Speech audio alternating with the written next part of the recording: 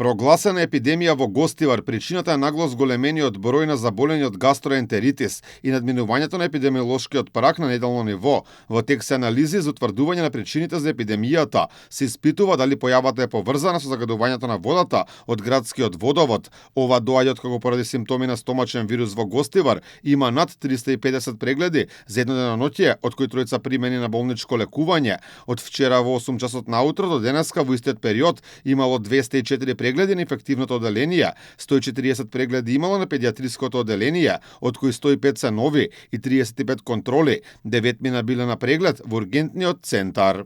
Мерките за контрола и превенција се цело време активни. Она што би се дополнително добило со преку пријавувањето на епидемијата е подобра координација и комуникација на сите чинители, односно на сите надлежни институции.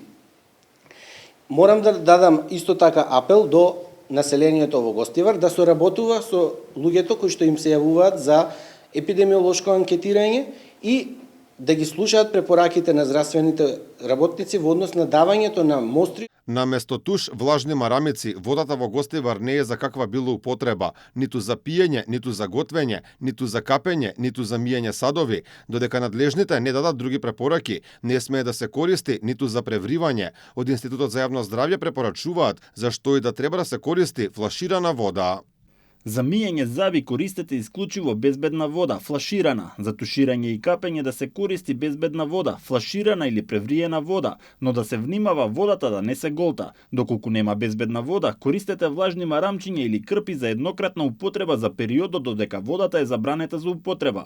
Избегнувајте подготовка на храна што не се готви доколку не може да се скористи безбедна вода. Користете еднократни чини и прибор за јадење за да избегнете миење. Епидемиолозите советуваат да не се споделуваат чаши и прибор за јадење со лица кои имаат симптоми на стомачна инфекција, од ИАЗа и со препораки за рестораните, кафулињата и угостителските објекти, да не се користи водата од градскиот водовод за подготовка на пијалаци, миење овошје и зеленчук, за подготовка на храна да се користи строго флаширана вода, а да не се користат машините за мраз. Ако имате пристап до флаширана вода, набавете ја за овој период. Потребни се најмалку 4 литри вода по лице на ден. За пиење користете фабрички пакувана вода, флаширана вода. Не користете вода од водоводот за подготовка на храна, миење овошје и зеленчук, што се консумираат свежи, подготовка на мраз, подготовка на сокови, кафе, чај и други пијалоци. Не користете вода од водоводот за подготовка на храна за доенчиња. На терен си обвинителите кои се во постојана комуникација со ИАЗа повеќе информации најавуваат по добивањето на резултатите за квалитетот на водата. Надлежните велат дека во тек се епидемиолошко истражување и активно следење на нови случаи, микробиолошки испитувања на примероци од пациенти, испитување на примероци од водата и процена на можните извори на зараза, надзор на водоснабдувањето и санитарно-хигиенските услови.